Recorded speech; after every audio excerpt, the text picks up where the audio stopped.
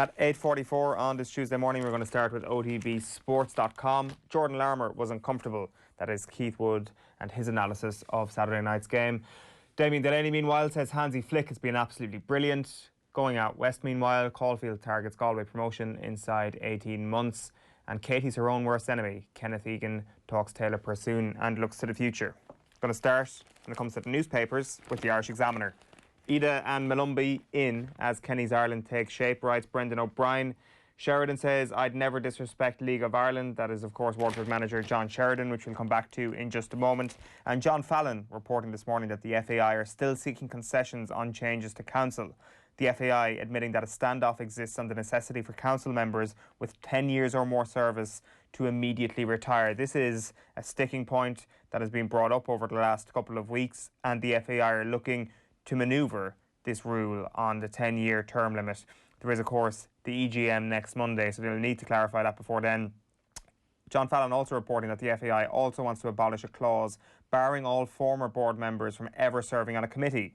That includes directors in place before the John Delaney era commenced in 2005. The Irish Independent this morning leads with a photograph of Stephen Kenny, but the main story here is new Dundalk boss flies in for Kamikaze mission. We will come back to that momentarily. The football writers in Ireland yesterday were very, very busy people indeed.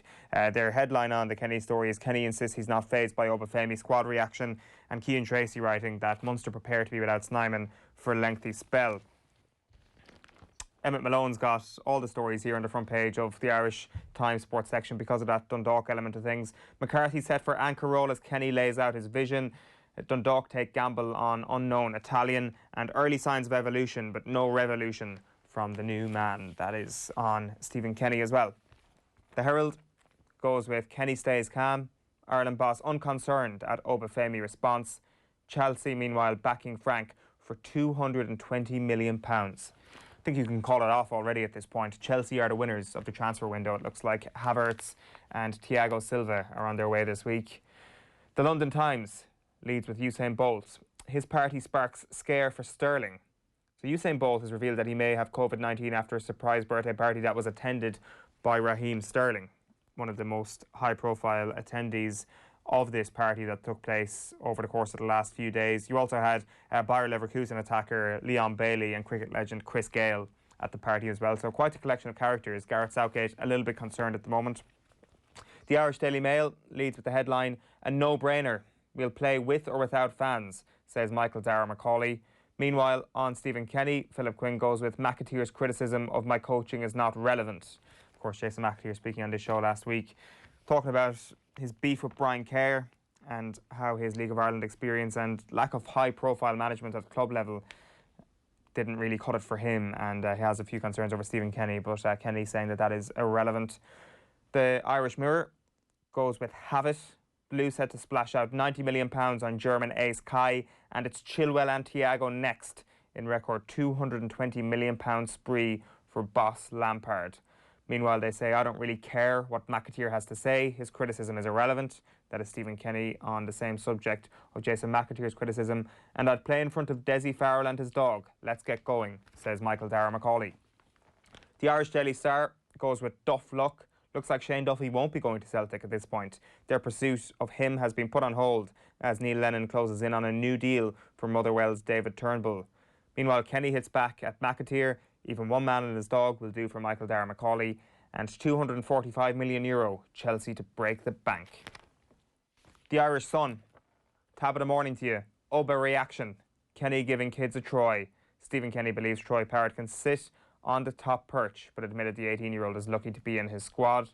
Blues have their man, meanwhile, is their headline on Kai Havertz. And Steve's glee at Jeff on a free. Jeff Hendrick on his way to Tyneside. The Daily Telegraph leads with a photograph of the cricket. Anderson on the brink.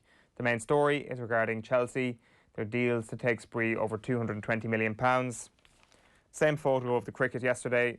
The main story, though, in The Guardian is Harry clings to England hope. Maguire's trial in Greece gives Southgate squad dilemma, and Chelsea closing in on £90 million Havertz and Silva for free. Finally then, the Racing Post.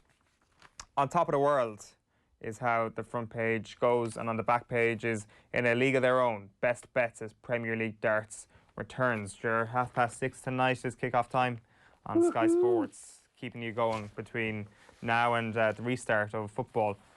This Saturday, by the way, just a quick aside, is the Community Shields.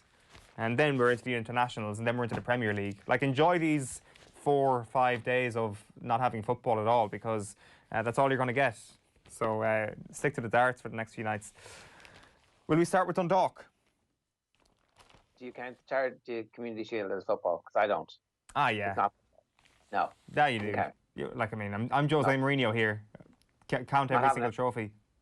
No. Like, I would, if I was a chairman of a Premier League club, I would set up a B team, send them into League Two and enter the Johnstone Payne Trophy, and I would count that as a trophy for my first team. Owen, yeah? I would rather watch darts than the Community Shield. Oh, that is a statement and a half. It's so, what is it? What is this? Brexit at Wembley or something? Is this what you're going to follow it up with? Is that your punchline? Yeah, I mean, I don't even have it. Sometimes the punchline is best left unsaid, as you know. Sometimes indeed. Let's talk about Dundalk. As I say, football writers yesterday, fairly up the walls, it's fair to say. We're going to start with the Irish Independent here. It's covered across all the newspapers, by the way, this morning. New Dundalk boss files in for Kamikaze mission. My Kamikaze mission is in quotes here, Ger. It is a quote. Because this is sensational work from David Sneyd or Dan McDonald. Whoever of them got access to the WhatsApp group that the new Dundalk manager is part of and has seen his own text describing his own new job as a Kamikaze mission. Well, that is top quality journalism. Call the search off Sports Story, Sports Scoop of the Year is Kamikaze mission. In messages seen by the Irish Independent, Gio Vagnoli told friends that the news was crazy but is true, likening the task with a kamikaze mission, asking his friends to pray for him.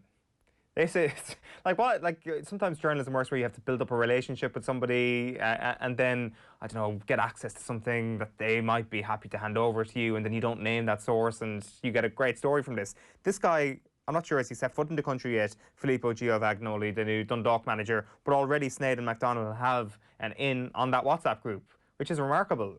So this guy was appointed yesterday as successor to Vinnie Perth. Vinnie Perth, quite a controversial sacking. People could see perhaps why he got sacked after not a great season this year. A lot of people thought he had enough credit in the bank. And then you could have also made a very reasonable case that who are you going to get that is going to be better than Vinnie Perth in the current setting? And there was reports that Dundalk were looking into Robbie Keane over the last few days, because Dundalk said that they wanted to appoint somebody from a green list country to avoid the barbed wire that you might have to step on in order to get a manager into the country at this point. So if you couldn't go to a green list country, why couldn't you go to an Irish manager, would be my way of thinking at this. You can avoid the whole scenario about checking on whether or not Italians can come into the country by appointing an Irish manager or somebody who is currently in Ireland or working in Ireland, or whatever the case may be. It seems that Dundalk called off the Irish search immediately after Robbie Keane. Now, I know there have been a couple of other names mentioned, but there is a little bit of a bang of Robbie Keane, one of the most high-profile Irish sports people there have ever been. Can't get him, then, screw the Irish, let's go and try and find somebody else from a different country, because Italians know a hell of a lot more about football than Irish people do. There was just a little bit of a bang off that of the decision by the American owners at Dundalk to go this way. It's remarkable to me that Vinnie Perth got sacked having won the league last year, first off, right? And there was talk of unrest in the dressing room in the weekend papers. And I was like, that doesn't really make any sense, because obviously the players in Perth seem to have a very strong bond over the last while, because he's been there for so long and he's been a part of the club's success for such a period of time. But it turns out the unrest, again, more details from Dan today and David Sneyd in their piece, a bunch of randomers have started appearing at training who apparently have been signed by the American owners, and some of them come from the same college that the American owners had gone to. Players who might not necessarily be of the standard to play professional football, who are suddenly appearing at training and being given game time or appearances in squads, and you're like, oh, okay. So what's happening is the owners are interfering in team selection, and it's a very short rope whenever a manager starts to begin to experience that. And look, I think Vinnie Perth's been done a bad turn here by the American owners. If you think back to the excitement that they were going to invest money, this was a club who had everything right, that they had a managerial structure in place where the next manager was going to come from within the squad, and they were going to build a boot room style succession plan, and they played brilliant football. There was going to be investments in the ground. There was going to be a proper training ground, because this was an attempt to build a European team who was going to play successfully in Europe season in, season out. And now it looks like they've signed somebody who doesn't really have much managerial pedigree. I wish them all the best, and it's possible. Sometimes these coaches have been stuck for whatever reason in a system, and they're actually far better than the job that they have. That does happen. We've seen that happen in sport, and people have made huge leaps forward when there's been some block in opportunity or whatever that has prevented them from taking the next step forward in their career. And you've really got to hope for that club and for the League of Ireland, because bear in mind, this is one of the most important teams. They've been the most important team for the last 5 years, and if they don't put it up to Shamrock Rovers over the next while, then, you know, is what Bohs are doing at the moment sustainable? I hope it is, because that would be good. But we need a strong Dundalk. We absolutely need a strong Dundalk for the domestic league. And if this manager comes in and doesn't hit the ground running, then what's going on? I should say as well, just on my point about them kind of stopping the search after Robbie Keane, I should just say, to clarify, Mark Kennedy also had discussions about the role that came to nothing. So in fairness, it's not as black and white as they just stopped after Robbie Keane, but there was definitely a bang of, let's go for the high-profile Irish person, and let's perhaps not dig into what other resources might actually be around the League of Ireland or what other resources might be around the club at this point. What's been interesting here is what Vinnie Perth has also had to say, just on your point about his departure, and there are still a lot of question marks about what actually happened here, because according to this piece from the Irish Independent as well, Perth has refused to deny persistent speculation that there has been boardroom attempts to influence team selection, which is the first sign that a club is not being run well, when the division between board and actual in-dressing room management, when that division gets blurred, when influence tries to come from too high above the manager, things can never run well at this point. There's a huge sense that this is really a move that the Americans did want, and there's kind of, I guess, a self-interested element to this as well. Just a quote from this Independent piece as well. They talk about Gio Vagnoli, and coaching commitments had previously taken him to America. We know that he's the AC Milan summer camps dude, the former AC Milan summer camps runner. In 2014, he was appointed Director of Coaching for Metropolitan Oval, an academy that is affiliated with MLS side New York FC. It is understood that Dundalk's principal owners, Peak Six, have a good relationship with the company that runs that academy. So that, I guess, illuminates why this guy was plucked out. They go through the messages, and it also kind of details a lot of things here about a bit of an American influence that's coming into Oriel Park here as well, in terms of players, that the owners were keen to bring in players from the US collegiate system. And I guess there's been a few eyebrows raised at that. The one other element of this which was interesting was that I saw that Gio Vagnoli was bringing in Giuseppe Rossi with him as his assistant manager, but Emmett Malone, in his piece in the Irish Times, says Gio Vagnoli is to be assisted by though sadly not the Giuseppe Rossi. So that really burst my balloon this morning. The pair have worked together for several years at Metropolitan Oval Academy in New York. Neither has the pro licence that they technically need to manage at Premier Division level, but the club is actually not short on pro licence holders, as both Alan Reynolds and John Gill, who took charge of the first team between them at the weekend, as well as opposition analyst Shane Keegan, all hold the qualification. You've got people in your own club that have pro licences, and you've gone to get a fellow who runs AC Milan summer camps who doesn't even have a pro licence to manage your team. I wish them the best, and I really hope the three lads actually end up in charge of the football operations inside the next 6 months, because that would be the best outcome here. For sure. Let's talk quickly about John Sheridan. We covered this last week, Ger. He's your favourite character in the League of Ireland at this point. Is that fair to say? Yeah, as I said, Dermot Looney was like, he's the comic book villain that the league needs, and he's denying that actually he disrespected the league. He says, no, I mean, I wouldn't be here if I was disrespecting the league, would I? Like, I absolutely would not be doing this job in Waterford if I thought that this league was a pub league. There's one standout line though. He was playing a game. You might have heard, Vinnie Perth might have heard him say something, but actually, he was just broadcasting for a very tiny audience, and that audience was his players.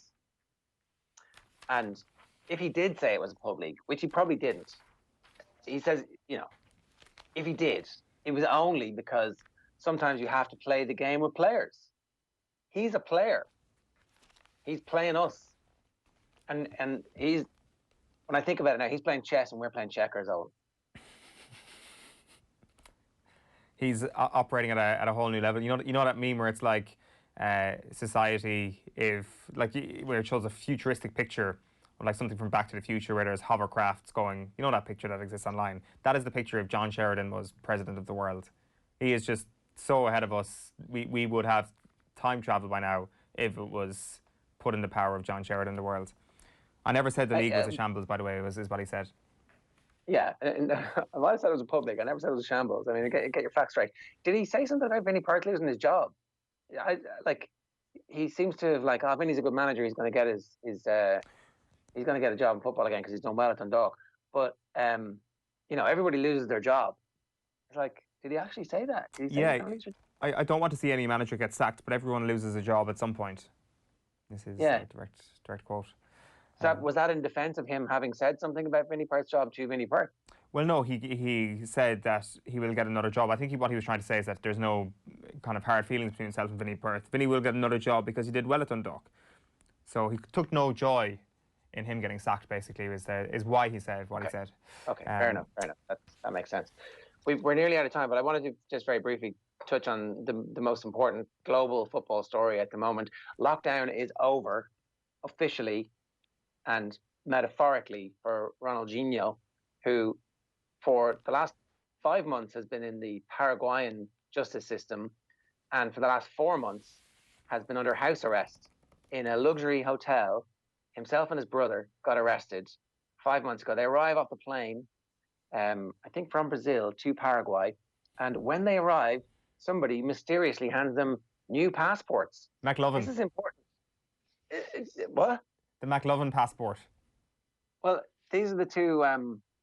These are the Paraguayan ones that they've got, which obviously just happens. That's his name is actually on his passport, Ronaldo. Obviously, because he can't be Ronaldo publicly because there's already a famous Ronaldo who, incidentally, looks exactly like his brother. That's his brother on the top. That's not the original Ronaldo. The hair, the curly hair is like, all right, and the shape of the face. But that is his brother, who is his business manager. The two lads arrive off the plane anyway in Paraguay. They're over for some charity gig, like whatever. I'm sure, the kids of Paraguay are very important to the Ronaldo brothers' way of thinking. And somebody mysteriously hands them these new passports.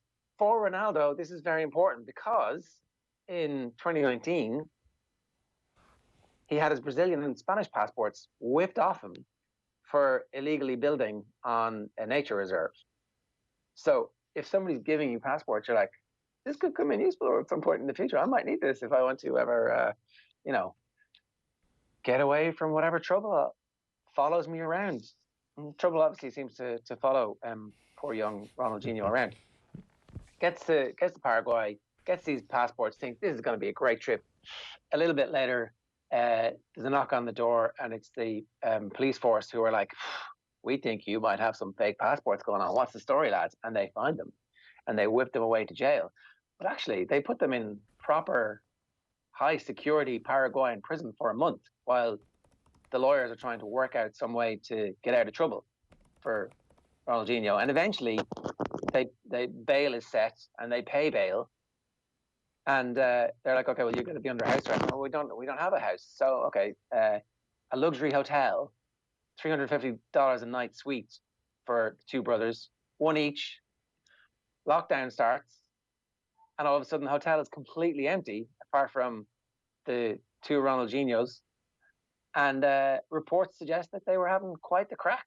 Karaoke sessions late into the night, people coming and going quite a lot. It doesn't specify who those people were or what kind of parties they were bringing. But his lockdown seems to have been one of the most adventurous and tabloid fodder for the whole of South America, apparently.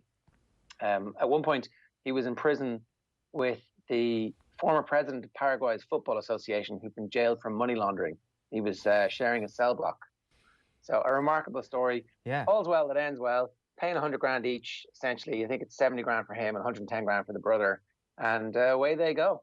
They're getting their own passports back. Which documentary would you watch first? Making a Passport Forger, the story of Ronaldinho's journey to Paraguay, or Dundalk Till I Die, the inside story of Dundalk and their American owners? This is a good question. I think I might split screen them. They both sound pretty good. Amazon and Netflix need to get on that ASAP. I should say as well, Oisin Lang has been in touch to say that there is no break in football. 3 Irish teams in Europe this week, so you don't even need the darts. Sure, of course, Derry City in action tonight, as Shane Hannon was telling us later on. That is it for the sports pages this morning.